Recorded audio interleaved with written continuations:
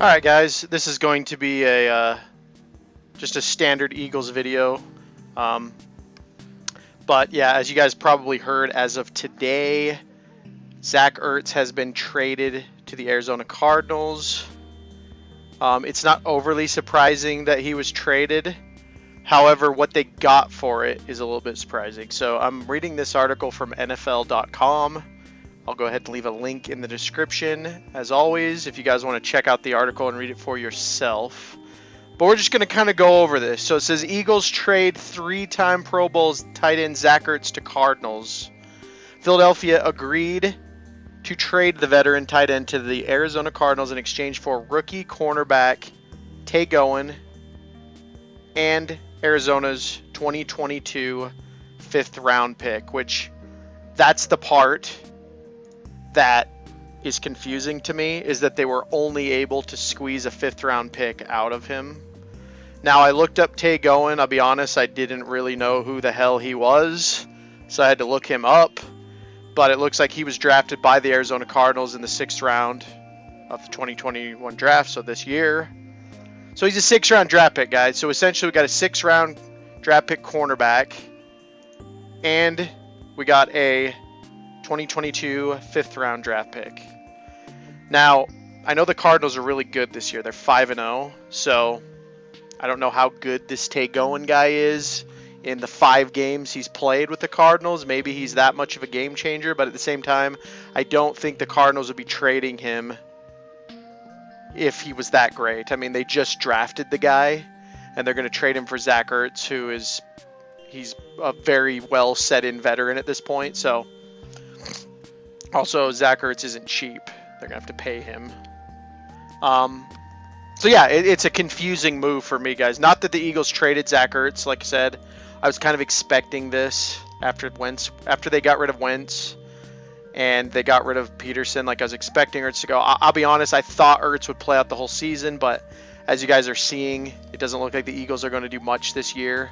The most frustrating thing about the Eagles, I think, this year is that it's not that they're overall bad. It's just that they're not quite good enough, and I probably will make a separate video on this, but I do think that Nick Sirianni is going to be a one-time head coach for the Philadelphia Eagles. I think they're going to fire him after this. So my prediction, if it holds true, was correct. I don't think they should have ever fired Doug Peterson. Getting rid of Wentz was one thing, but you get rid of your Super Bowl winning your Super Bowl winning coach just after, like, what, 4 years of winning a Super Bowl. That's a little bit egregious to me that they would do that to Doug Peterson. You know, I think he deserved better than that.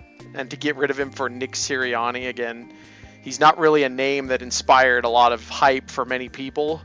And I made previous videos where, I was like, I'm going to give the Eagles a chance. Like, I'm not negative or positive about the Eagles this year, because I don't really know what to think. And, I watched the Niners game and they lost, but it didn't bother me. And this latest Buccaneers game, they lost 28 to 22, or 22-28. It was 22 Eagles, 28 Bucks. They lost. They almost won in the end. So, like, that's the Eagles so far. Like, I'm not angry with what I'm seeing. It's just they're not quite getting there. And I don't think they're going to put it together by the end of the season, because we have a pretty tough schedule going forward. One of the toughest in the league, I think, as far as like what the rest of the season. The Buccaneers is the reigning Super Bowl champs. Obviously, that's going to be a tough one. So again, back to Zach Ertz, though. Him getting traded doesn't surprise me, but Tay Gowan, I know the Eagles need cornerbacks. Maybe he is that good.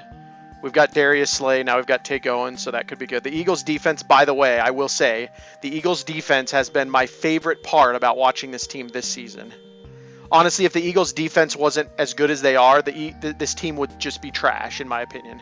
The Eagles' offense is just so hit and miss. It's hard to even have a take at this point. They'll be amazing, but then Jalen Hurts will be off, and he's throwing it to Devontae Smith too much, whatever. So the defense has been amazing as far as this season goes. So bringing another cornerback in, not bad, but again, he was drafted last year, so it's just kind of an odd trade.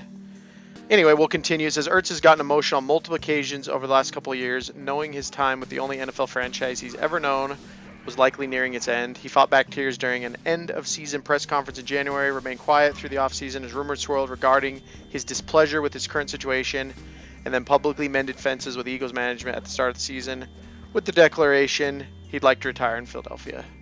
Ertz was again emotional following Philadelphia's Thursday night loss to Tampa.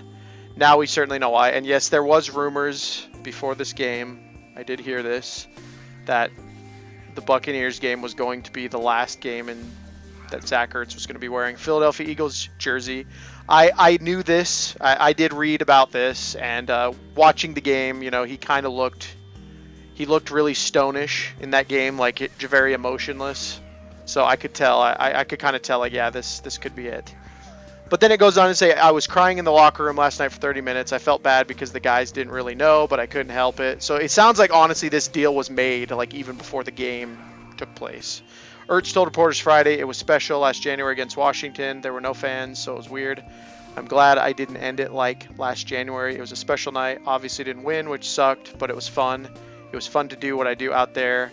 And I felt like I played great, was myself, and I'm excited to go to Arizona.